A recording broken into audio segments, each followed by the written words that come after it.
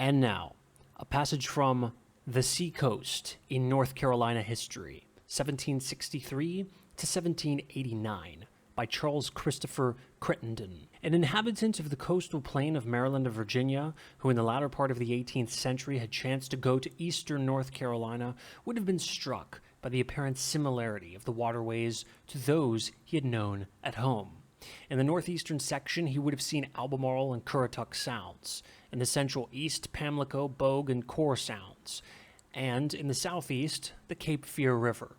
In each of these sections, but especially in the first two, he would have been impressed by the great network of sizable rivers and creeks which flowed into the large bodies of water.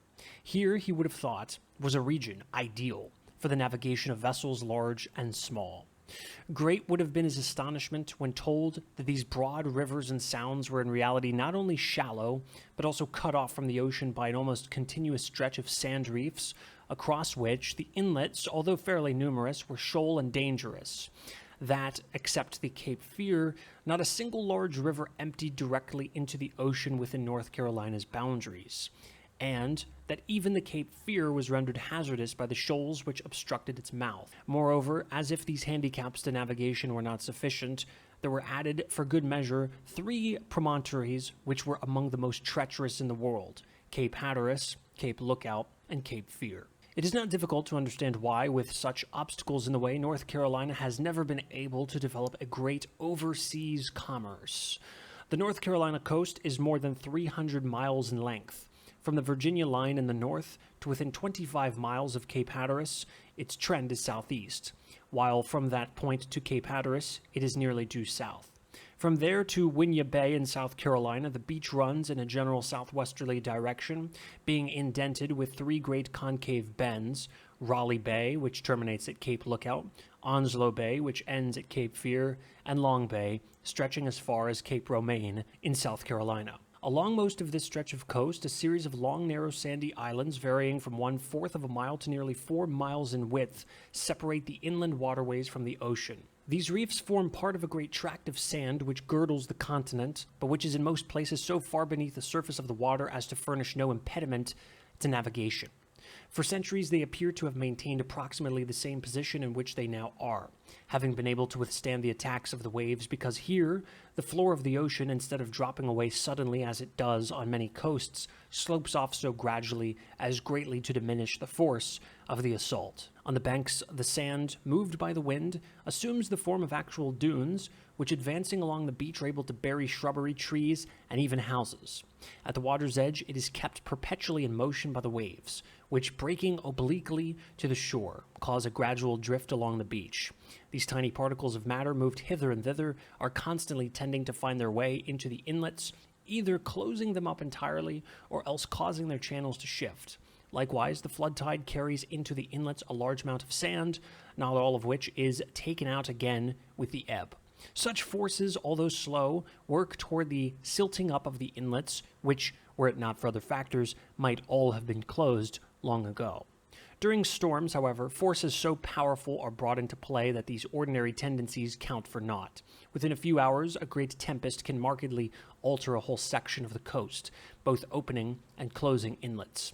During a storm in 1806, William Tatham, a United States government surveyor, was an actual eyewitness to filling of old inlets and opening of new ones.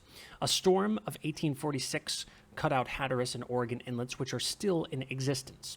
So constantly are alterations taking place that, as Tatham wrote, on this dangerous coast, beset in all directions, with shifting sands and changing currents, all circumstances indicate that reliance on charts, no matter how accurately made, is unsafe. Both the change in character of the coast and the inaccuracy of many of the older maps make it difficult to give an exact description of the North Carolina inlets for a period as long ago as the 18th century. Nevertheless, by a study of the foremost correct charts, Wimble's 1738, Collett's 1770, Mouzon's 1775, and Lewis's 1795, it is possible to depict, at least, the essential features.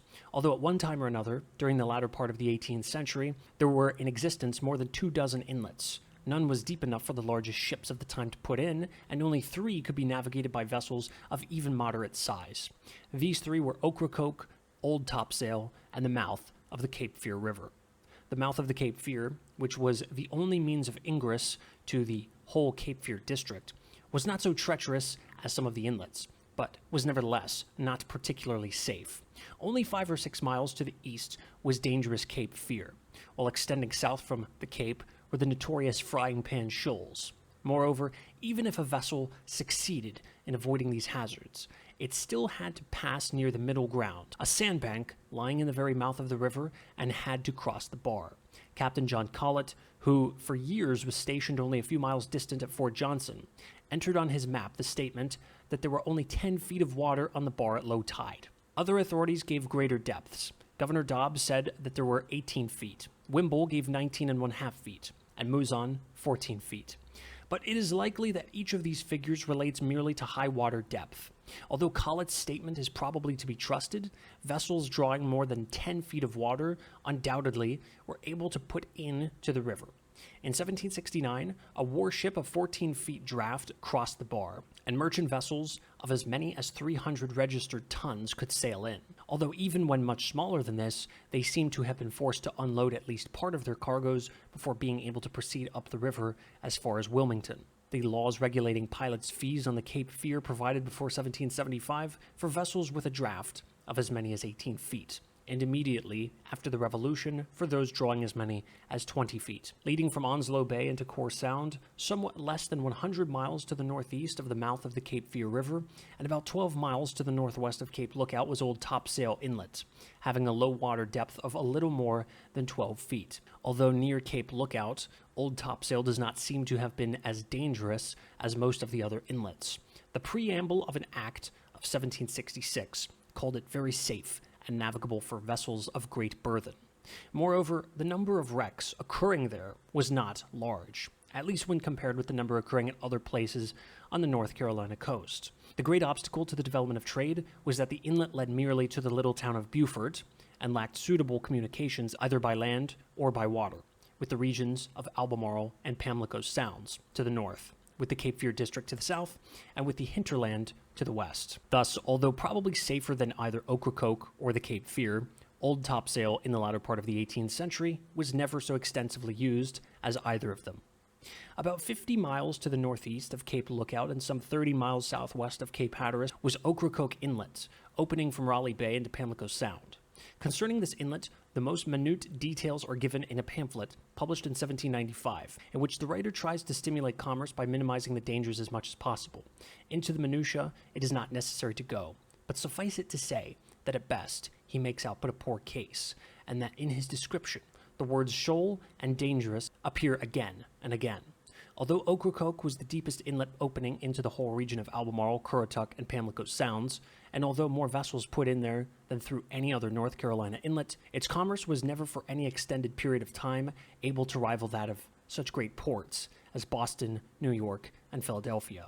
Contemporaries spoke of the contemptible port of Ocracoke or of the insignificance of the place. Even after an incoming vessel had made a safe passage over the bar at Ocracoke, which had a low water depth of 13 or 14 feet, there were still shallow channels to be navigated before a port could be reached. Small craft drawing less than 6 feet of water might pass through Teach's Hole, a channel about half a mile in breadth, which was named after the notorious pirate who is said to have used it.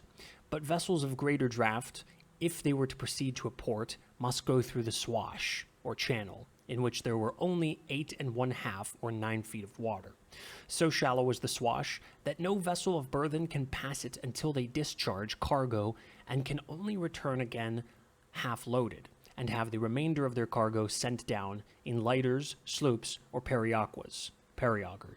Indeed, many vessels too large to attempt to pass through the swash unloaded their entire cargoes onto lighters at Beacon Island Road, just within the bar, usually receiving other cargoes in return. Thus, Ocracoke Inlet, Old Topsail Inlet, and the mouth of the Cape Fear River were also handicapped that unless greatly improved, they could not be expected to develop into great channels of commerce.